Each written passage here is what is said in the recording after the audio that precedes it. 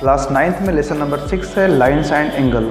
उसमें एक टॉपिक आता है एंगल सम प्रॉपर्टी या फिर ट्राइंगल। जी हाँ, आज की इस वीडियो में हम एंगल सम प्रॉपर्टी या फिर ट्राइंगल का थ्योरम प्रूव करने वाले हैं। इसके अलावा हम एक्सरसाइज 6.3 में आने वाले कुछ क्वेश्चंस को सॉल्व करने वाले हैं। So student, this is Vijay Shankar Tiwari and you are watching educational Vijay. तो चलिए शुरू करते हैं।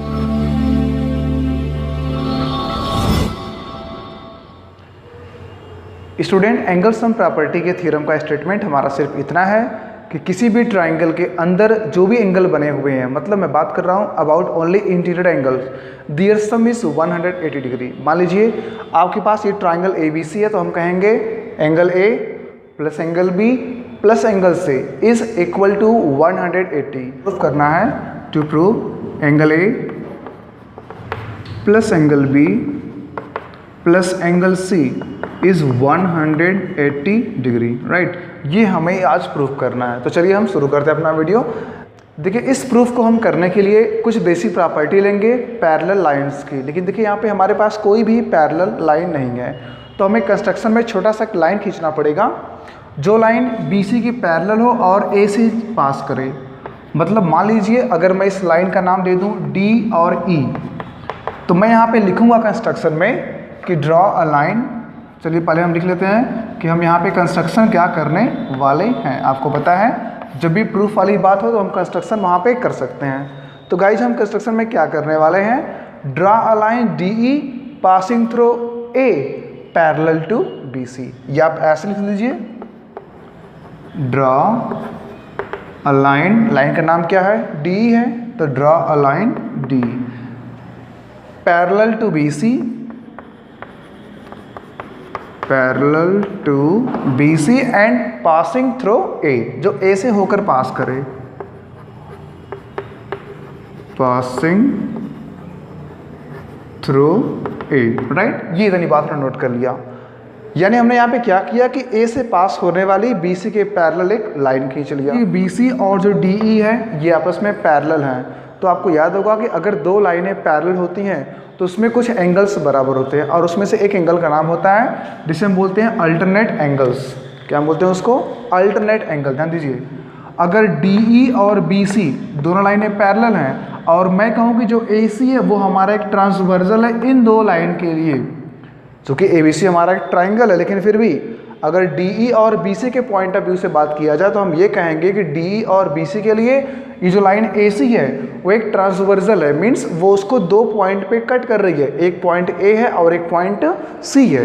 तो दो पैरेलल लाइंस को अगर कोई ट्रांसवर्सल इंटरसेक्ट कर रहा है या उसको वो काट रहा है तो हम कहते हैं उस रिस्पेक्ट में जो अल्टरनेट एंगल्स बनते हैं वे हमेशा बराबर होते हैं। मतलब मैं कहूँगा angle ACB is equal to angle EAC।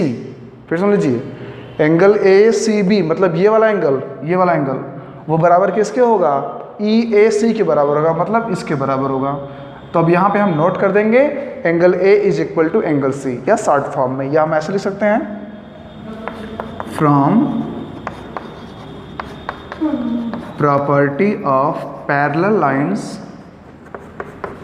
From property of कौन सी लाइन, पैरेलल लाइंस। कौन कौन एंगल बराबर हुए, EAC is equal to ACB, angle EAC is equal to angle ACB। अब इसको फिगर फॉर्म नोट कर लेते हैं। ये एंगल C है, तो गाइज यहाँ पर भी आपका एंगल C आ जाएगा, यानी यहाँ पर भी मैं एंगल C को राइट कर सकता हूँ। एंड सिमिलरली उसी प्रकार से अब यहाँ पर भी हम बात करेंगे कि अगर DE BC के पैरेलल है तो यहाँ देखिए AB भी एक ट्रांसवर्सल बन रहा है, मतलब ये जो एंगल B है वो इसके बराबर हो जाएगा। तो हम यहाँ पर भी उसी बात को नोट कर देंगे, angle DAB is equal to angle ABC and angle DAB is also equal to angle ABC। Angle ABC, अगर इस बात को हम फिगर पे नोट करें तो मैं बात कर रहा हूँ इन दो एंगल्स के बारे में, ये दोनों बराबर होंगे। देखिए दोनों लाइन कैसे आ रही हैं, क्योंकि दोनों अल्टरनेट एंगल्स हैं, तो हम दोनों के लिए अल्टरनेट INT फॉर इंटीरियर और एंगल्स राइट कर लेते हैं। देखिए लाइनों के अंदर बनने वाले एंगल्स हैं तो इंटीरियर एंगल्स हो गए, और चूंकि है अल्टरनेट तो नाम उनका हो गया अल्टरनेट इंटीरियर एंगल्स। ओके, अब देखिए उसके बाद हम बात करेंगे, अगर ये दोनों बराबर है तो हम एंगल बी को यहाँ पर भी लेकर के जा सकते हैं। अब ध्यान दीजिए मेरी बात पे। देखिए डी ई हमारी एक स्ट्रेट लाइन है जो ए से पास हो रही है, तो हम कह सकते हैं D A E is also straight line. और किसी भी स्ट्रेट लाइन पे हर एक पॉइंट पे एंगल सम 180 होता है। यानी मैं बात कर रहा हूँ, अगर हम पॉइंट ए को अपना बनाए मेन, तो हम कहेंगे ये जो एंगल हमारा बन रहा है ये 180 होगा। अब देखिए इसमें हम कितने पार्ट्स कर रहे हैं, 1 2 3, there are 3 parts of angle and the angle sum of all this part is equal to 180 degree. तो आपका एंगल बी, आपका ये वाला एंगल जो एंगल ए है, और जो ये वाला एंगल सी है, ये तीनों मिलाकर के 180 हो जाएगा। अब उसी बात को हम नोट कर लेते हैं, लिखते हैं we have C D, sorry D E, we have D E a straight line, चाहे स्ट्रेट लाइन लिखिए चाहे यहाँ पे केवल लाइन लिखिए, लाइन इज ऑलवेज स्ट्रेट।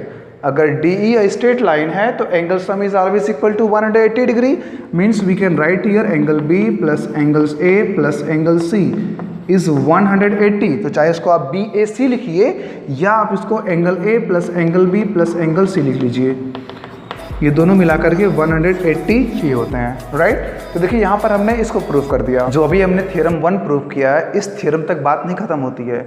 उस थ्योरम के आधार पे उसमें और भी कुछ सब थ्योरम्स हैं। जैसे मान लीजिए अब मैं उस थ्योरम्स के बारे में बोलूँगा तो मैं कहूँगा एक्सटीरियर एंगल, अभी तक हमने क्या पढ़ा, about only interior angle, there sum is always 180। लेकिन अब देखिए जो एक्सटीरियर एंगल ट्राइंगल का होता है, अगर इसको कुछ नाम कहें तो मैं बोलूँगा ए सी वाई या ए बी एक्स, या इस ए का एक्सटीरियर, अगर इसको हम और आगे तक बढ़ाएं तो मैं इस एंगल के बारे में बात करूंगा।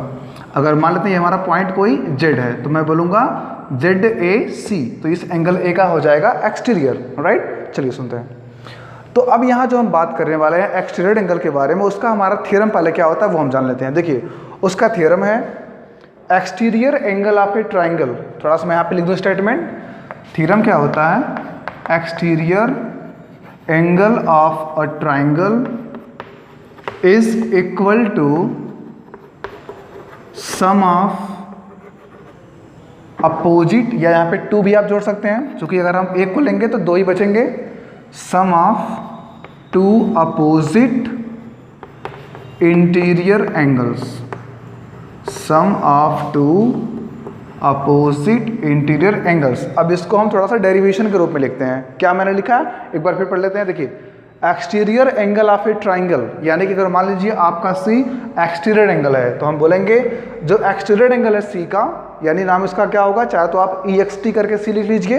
देखिए इसको हम 2 प्रकार लिख सकते हैं, या तो आप ई एक्स टी करके एंगल सी राइट कर लीजिए, या उसका पूरा नाम लिखिए A C Y, that depends to you, right. तो जो एक्सटीरियर एंगल है ट्राइंगल का, मैं सिर्फ सी के बारे में नहीं बात कर रहा, E X T of C, E X T of B and E X T of A, तीनों में से कोई भी आप ले सकते हो। अगर मान लीजिए फर्स्ट केस में मैंने सी को पिक किया तो मैं कहूँगा E X T of angle C is equal to क्या, sum of 2 opposite interior angle. देखिए ये तो इसका करस्पॉन्डिंग हो गया, मतलब इसका हो गया लीनियर पेयर। लेकिन इसको छोड़ करके जो अदर 2 इंटीरियर एंगल बच रहे हैं, यानी मैं बात कर रहा हूँ एंगल ए और एंगल बी के बारे में, उन दोनों के सम के बराबर होगा। मतलब यहाँ पे बात ये है exterior angle C is equal to angle A plus angle B. Angle C वाली बात समझ में आ गई आपको। अब मैं बात कर रहा हूँ इस एंगल बी के बारे में। तो देखिए मैं यहाँ पे कहूँगा एक्सटीरियर ऑफ जो एंगल बी है वो इंटीरियर ऑफ 2 अपोजिट एंगल के सम के बराबर होगा। मीन्स मैं कहूँगा E X T of angle B is equal to sum of angle A plus angle C. देखिए जो अभी मैंने यहाँ पे राइट किया। एंड सिमिलरली अगर मान लीजिए आप एक्सटीरियर ऑफ एंगल ए लेने वाले हैं, सी का ले चुके हैं, बी का ले चुके हैं, ट्राइंगल में अब ए बच गया। अब यहाँ जी फिगर पे देखिए, अगर यहाँ पे A B C interior angle है और मैं पूछूं कि बताइए एक्सटीरियर किसके सम के बराबर होगा, तो जो इसका एक्सटीरियर ए है वो इसके अंदर बनने वाले 2 अपोजिट एंगल के सम के बराबर होगा। मतलब exterior of angle A is equal to angle B plus angle C. याद रखिए जो एंगल बी और सी हैं वो इंटीरियर होने चाहिए, तो हम वहाँ पे राइट करेंगे exterior of angle A B A is equal to angle B plus angle C. Students अभी आपने एंगल सम प्रॉपर्टी के 2 थ्योरम देखे हैं। अब इन थ्योरम के बेस पे हम कुछ क्वेश्चन सॉल्व करते हैं। देखिए इसमें पहला क्वेश्चन मैंने पिक किया हुआ है एक्सरसाइज 6.3 का जो फर्स्ट क्वेश्चन है। देखिए हमें यहाँ पे एक फिगर गिवन है, पहले हम फिगर के बारे में बात करते हैं। गाइस फिगर आपका एक पी क्यू आर ट्राइंगल है। हमें ना तो पी ना ही क्यू और ना ही आर एंगल के बारे में कोई जानकारी है, जबकि हमें ये पता है external angle P is 135 degree and external angle Q is 110 degree and we have to find here the value of angle PRQ। PRQ मतलब मेन हमारा कौन सा है, जो यहाँ पे बीच वाला एंगल होता है वो मेन होता है। यानी गाइस हमें यहाँ पे R एंगल को फाइंड करना है कि हमारे पास एक ट्राइंगल है, तो हम बोलेंगे angle P plus angle R plus angle Q is 180 degree. तो पहले उसको हम राइट करेंगे, we have from the angle sum property of triangle angle P plus angle R plus angle Q is 180। देखिए जहाँ पर मैंने केवल PRQ लिखा हुआ है, means these are internal angle या these are interior angles, right. और अभी अपने सेकेंड थ्योरम में पढ़ा external angle is sum of two opposite internal angle. यानी गाइस जो एंगल P होगा, एक्सटर्नल जो एंगल P होगा वो आपका एंगल R और एंगल Q के सम के बराबर होगा।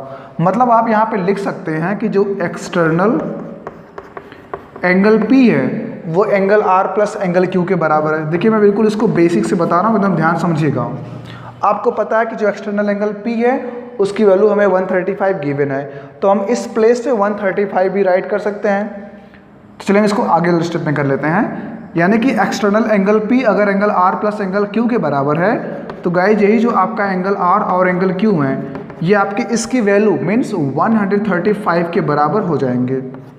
अभी देखिए इसको हम अपना एक मेन पार्ट बनाते हैं, अपना इसको एक इक्वेशन बना लेते हैं। उसी प्रकार देखिए यहाँ देखिए हमारे पास एक Q एंगल है, ये भी आपको पता है, वो भी एक्सटर्नल वाला। तो अगर यहाँ पर भी उसी प्रॉपर्टी से हम बात करें तो हम बोलेंगे 110 या external angle Q is equal to angle P plus angle R, या आप लिख सकते हैं angle P plus angle R is equal to 110। Angle P plus angle R equal 110। तो देखिए आपको यहाँ पे दो इक्वेशंस मिल जाते हैं। पहला इक्वेशन क्या मिला, अगर R और Q को जोड़ेंगे तो आपके पास 135 आएगा, जबकि अगर तीनों को जोड़ेंगे तो आपके पास 180 आ जाएगा। अब देखिए अगर ये R और ये Q, ध्यान दीजिए जो मैंने P plus R plus Q लिया है, चलो इसको अपना पहला इक्वेशन मान लेते हैं। तो अगर स्टूडेंट फर्स्ट इक्वेशन में हम R प्लस Q जो 135 है, अगर ये यहाँ पे राइट कर दिया जाए तो क्या आपको P की वैल्यू फाइंड हो जाएगी। और देखिए जब हम P को फाइंड करेंगे तो हमें Q को फाइंड करना होगा, तब कहीं जाके हम R को फाइंड कर पाएंगे। तो आपको P की वैल्यू फाइंड हो जाएगी। तो देखिए अगर मैं इसकी वैल्यू ला करके इक्वेशन 1 में सब्स्टिट्यूट करता हूँ at the place of R plus Q, we can write 135 because of sum of R and Q is 135। तो guys from equation 1 we have, from equation 1 angle P हमारे पास कोई इसके बारे में आइडिया नहीं है, लेकिन R plus Q is equal to 135, तो हम यहाँ पे 135 पुट कर सकते हैं और ये इक्वल हो गया आपका 180 के। तो आप यहाँ से डायरेक्ट एंगल P को फाइंड कर सकते हैं।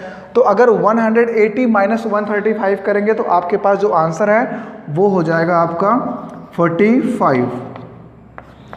तो गाइस देखिए आपके पास इंटीरियर एंगल P आ चुका है, वो हमारा बराबर हो गया 45 के। उसी प्रकार देखिए यहाँ पे लिखा है P प्लस R इज 110, हमें इसी को फाइंड करना है। तो आप एक काम करिए, जब आप P की वैल्यू को 45 इस इक्वेशन में पुट कर देंगे तो आपको R मिल जाएगा। मतलब अगर हम P की प्लेस पे P की वैल्यू जो न्यूमेरिकल वैल्यू आई है 45, अगर वो पुट कर दें तो गाइज P आपका बन गया 45, एंगल R तो वही है और इक्वल था 110। तो हम यहाँ पे डायरेक्टली कहेंगे angle R is equal to 110 minus 45, transposition हो रहा है यहाँ पे 110 माइनस 45। और आपको पता है अगर 110 से 45 को माइनस करेंगे तो आपका जो आंसर है वो 65 हो जाएगा। तो आपके पास एंगल R की वैल्यू आ गई। फिर आपको मैं पूरा फिगर समझा दूं। देखिए फिगर हमारा है कि दो एक्सटीरियर एंगल्स हमें गिवन है और हमें इंटीरियर एंगल फाइंड करना है। तो हम प्रॉपर्टी के अकॉर्डिंग काम करेंगे। पहली प्रॉपर्टी है तीनों एंगल्स का सम 180 होगा जो कि इंटीरियर होंगे, यानी कि P plus R plus Q is 180 degree, right. उसी प्रकार देखिए जो एक्सटीरियर एंगल होता है वो ट्राइंगल के अंदर के दो इंटरनल एंगल के सम के बराबर होता है। मतलब हम कह सकते हैं कि जो 135 है वो Q प्लस R होगा। Q प्लस R इज 135, वो मैंने आगे लिखा। और देखिए जो 110 है वो दो अपोजिट कौन 110 के लिए, P और R, तो हम बोलेंगे जो P और R है ये आपका 110 के बराबर होगा। तो देखिए P प्लस आर इक्वल 110 मैंने राइट किया। देखिए फिर मैंने क्या किया है कि जो R प्लस Q है इनकी वैल्यू ला करके पहले equation angle P plus angle R plus angle Q इस 180 इसमें पुट कर दिया। तो देखिए यही हमारे पास वैल्यू है। अगर ये R प्लस Q आपका 135 बन गया तो हमें क्या मिलेगा, एंगल P प्लस 135 इक्वल 180। देखिए वही यहाँ पे लिखा है एंगल P प्लस 135 इक्वल 180। अगर यहाँ से P फाइंड करेंगे तो जब हम इसको वैल्यू किधर लेकर आएंगे तो पॉजिटिव का अपोजिट नेगेटिव होगा, तो 180 माइनस 135 इक्वल 45। तो देयरफॉर हमें मिल पाता है angle P is equal to 45। अब देखिए जब आप एंगल P को जान जाएंगे तो हमें R फाइंड करना है। तो हम अगले इक्वेशन जो angle P plus angle R equal 110 कहता है उसमें ला करके P की वैल्यू पुट करेंगे और आपको इजीली R यहाँ से फाइंड हो जाएगा। कैसे हो जाएगा, अगर P हमारा 45 है, R हमें नहीं पता है वो फाइंड करना है, तो 45 को ट्रांसपोज करेंगे तो 110 माइनस 45 और आपके पास आंसर आ जाएगा 65। देखिए नेक्स्ट हमारे पास क्वेश्चन नंबर 2 कह रहे हैं again we are given a triangle XYZ। लेकिन इस ट्राइंगल में क्या है कि देखिए y पॉइंट से और z पॉइंट से जो वर्टेक्स है ट्राइंगल XYZ के y और z इन दोनों ही वर्टेक्स से एक लाइन खींची गई है। और वो मात्र लाइन नहीं है बल्कि वो एक एंगल बाइसेक्टर है। एंगल बाइसेक्टर का मतलब होता है एक ऐसी लाइन जो उस एंगल को दो बराबर भागों में बांट दे। जैसे मान लीजिए आपको ये भी गिवन है कि जो XYZ है वो पूरा 54 है, लेकिन उसके बाद ये कहा गया है कि जब Y से एक लाइन निकलती है जो एंगल बाइसेक्टर है तो वो 54 को दो पार्ट्स में बांट देती है और दोनों पार्ट्स बराबर है। तो आपको पता है 54 को अगर हम दो भाग में बांटेंगे तो उसका आंसर होगा 27। तुम भी ले लो 27, तुम भी ले लो। यानी कि यहाँ पे स्टूडेंट हम राइट कर सकते हैं कि 54 का जो हाफ है वो 27 डिग्री होगा। यानी कि आपका XYO एंगल भी 27 होगा और आपका OYZ जो है एंगल वो भी आपका 27 हो जाएगा। राइट, आगे बढ़ते हैं। देखिए एंगल X के बारे में, एंगल X आपका 62 है। चलिए हम काम करते हैं, पहले हम पूरा एंगल Z फाइंड कर लेते हैं। कैसे फाइंड करेंगे, एंगल सम की प्रॉपर्टीज फाइंड करेंगे। देखिए अगर हमारा ट्राइंगल है XYZ तो हम राइट कर सकते हैं इन ट्राइंगल XYZ। देखिए यहाँ पे दो हमारे पास ट्राइंगल है, एक ट्राइंगल आपका XYZ पूरा बड़ा वाला ट्राइंगल है और एक ट्राइंगल हमारा है OYZ, ये जो छोटा वाला ट्राइंगल है। तो दो ट्राइंगल, इसलिए मैं ट्राइंगल का नाम यहाँ पे राइट कर रहा हूँ, आप भी राइट करिए। अगर गाइज आपका XYZ ट्राइंगल देखा जाए तो हम कह सकते हैं angle X plus angle Y plus angle Z is equal to 180 degree. Angle X plus angle Y plus angle Z is equal to 180 degree. Right, now let's substitute the values of X and Y because of X is known to us which is 62 degree. Therefore we can write 62 at the place of X plus angle Y. देखिए Y is equal to sum of these two angle and their sum is 54 degree. This is also is given to us. तो हम Y के place पर भी 54 right कर सकते हैं। अब रह गई बात Z के बारे में। We don't have any idea about Z. What is the value of Z? This is to be find. तो हम Z को Z से ही रहने देते हैं, Z को रिप्लेस किसी वैल्यू से नहीं करते हैं because of this is unknown to us. आपको एक लीनियर इक्वेशन मिल चुका है, आपको 62 और 54 दो वैल्यूज को प्लस करके 180 से माइनस कर देनी है। यानी आपको यहाँ पे मिलेगा angle Z is equal to 180 minus, अगर हम इन दोनों को ऐड कर लें तो गाइज आपको मिल जाएगा 116। राइट, 4 2 6 6 5 11 आपको यहाँ पे मिल जाएगा 116। और जब 180 से हम 116 को माइनस करेंगे तो आपको सिंपल सा आंसर मिलेगा 64। It means angle Z is equal to 64। Right, अब देखिए आपने इस पूरे एंगल Z को फाइंड किया अभी और आपको पता है कि Z से भी एक एंगल बाइसेक्टर निकल रहा है।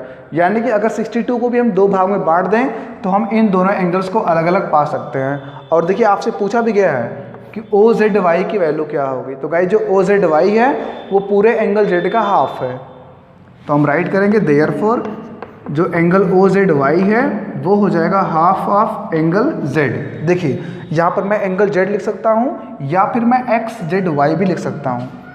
तो चलिए हम पूरा एंगल लिखते हैं XZY। आपको भी बोला गया कि Z इज 64 तो हम यहाँ पे 64 भी राइट कर सकते हैं।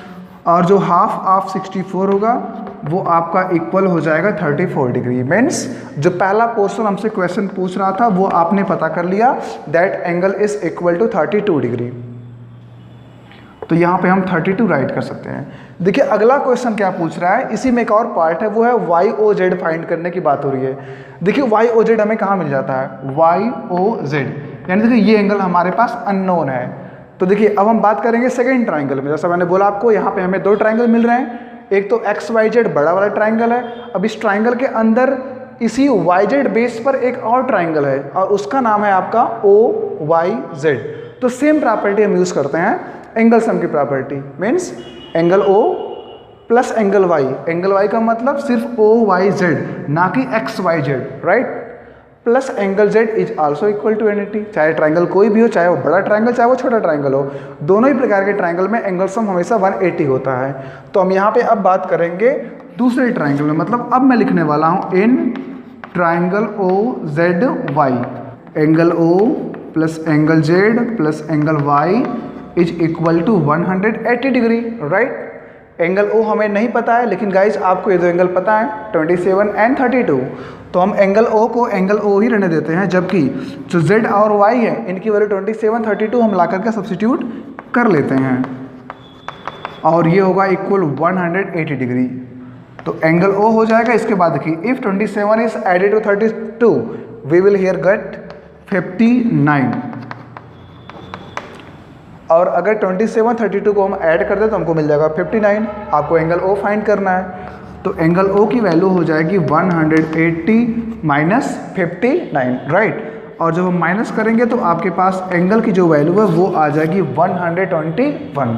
तो गाइज आपका जो सेकेंड पार्ट था वो भी सॉल्व हो गया और इसकी वैल्यू हमारी है 121। चलिए एक बार फिर हम इसको समझ लेते हैं। देखिए आपको यहाँ पे दो ट्राइंगल गिवन है, एक ट्राइंगल एक्स वाई जेड, दूसरा ट्राइंगल ओ वाई जेड। मुख्य बात यह है कि दोनों ट्राइंगल के बेस सेम है वाई जेड, और आपको ये भी बताया गया है कि वर्टेक्स वाई और वर्टेक्स जेड से दो एंगल बाइसेक्टर निकलते हैं और वो पॉइंट ओ पे आकर के मिल जाते हैं। अगर बताऊं मैं एंगल बाइसेक्टर के बारे में, तो एंगल बाइसेक्टर का रूल है कि एक ऐसी लाइन जो एंगल को दो बराबर भागों में बांट दे, that is called angle bisector, right. और आपको पता था कि जो पूरा एंगल वाई है वो 54 के बराबर है। तो गाइज अगर पूरा एंगल वाई 54 है और वो दो भागों में बंट जा रहा है तो हर एक पार्ट को कितना मिलेगा, तो 27 मिल जाएगा। इसलिए मैंने दोनों दफे 27 राइट कर दिया है। ये क्वांटिटी भी हमको पता नहीं है, पहले इसको हम फाइंड करेंगे। कैसे फाइंड करेंगे, देखिए हम बड़े ट्राइंगल को उठा रहे हैं और यहाँ पे एंगल सम प्रॉपर्टी लगा रहे हैं। देखिए जब भी आपको ट्राइंगल के तीसरे एंगल के बारे में न जानकारी हो और आपको दो एंगल गिवन हो तो आप हमेशा एंगल सम के प्रॉपर्टी से तीसरे एंगल को फाइंड कर सकते हैं। और प्रॉपर्टी क्या कहती है, इस ट्राइंगल एक्स वाई जेड के लिए angle X plus angle Y plus angle Z is equal to 180 degree. Okay, angle X हमें गिवन था 62, एंगल वाई हमको पता था 54, एंगल जेड हमें नहीं पता है। तो एंगल जेड को फाइंड करने के लिए मैंने दोनों वैल्यूज़ को प्लस करके 180 से माइनस कर दिया और आपको आंसर मिल गया 64। ध्यान दीजिए क्या फाइंड करना है, ओ जेड वाई। देखिए जो ओ जेड वाई है वो पूरा जेड नहीं है, बल्कि उसका बाइसेक्टर पार्ट है, उसका बाइसेक्टेड पार्ट है। तो जब बाइसेक्टेड पार्ट निकालेंगे तो उसके लिए हमें पूरे को हाफ कर देना पड़ेगा। मतलब अगर जेड हमारा 64 है तो जो हाफ ऑफ जेड है वो हो जाएगा 32, राइट। अब देखिए तो आपने यहाँ पे 32 को फाइंड किया अभी सिर्फ, अभी हमें किसको फाइंड करना है, जेड ओ वाई को भी फाइंड करना है। देखिए चाहे आप जेड ओ वाई कहिए चाहे आप वाई ओ जेड कहिए, बात एक ही है। अभी देखिए अगर हम इस जेड ओ वाई को फाइंड करने जाएंगे तो हमें एक और ट्राइंगल पिक करना पड़ेगा, वो ट्राइंगल हमारा है ओ वाई जेड, और सेम प्रॉपर्टी एंगल सम की प्रॉपर्टी यहाँ पे देनी होगी, यानी angle O plus angle Y plus angle Z is also equal to 180। O हमें नहीं पता जबकि हमें वाई जेड पता है, y is 27 and z is of 32 degree. तो इनकी वैल्यूज देखिए मैंने यहाँ पे सेपरेटली सब्स्टिट्यूट कर दिया है। एंगल o प्लस z हमारा 27 था, y हमारा 32 था एंड देयर सम इज 180। अब करना आपको क्या है कि इन दोनों वैल्यूज़ को प्लस करके 180 से माइनस कर देना है, और जब माइनस करेंगे तो आपके पास आंसर आ जाएगा 121। तो angle o is equal to 121। और देखिए जो एंगल o था वही हमारा रिक्वायर्ड वैल्यू था, बिकॉज ऑफ एंगल o का जो पूरा नाम है वो YOZ है। तो स्टूडेंट्स आज हमने एंगल सम प्रॉपर्टी और क्वेश्चन 1, क्वेश्चन 2 एक्सरसाइज 3.6.3 का कवर किया है। स्टूडेंट्स, अगर आपके लिए वीडियो हेल्पफुल रहा होगा तो आप हमारे चैनल को लाइक, शेयर, सब्सक्राइब जरूर कर दीजिएगा। साथ में बेल आइकन को प्रेस कर दीजिए और आपसे रिक्वेस्ट है कि आप इस वीडियोज़ को अपने फ्रेंड्स के साथ भी शेयर करें। Thank you very much.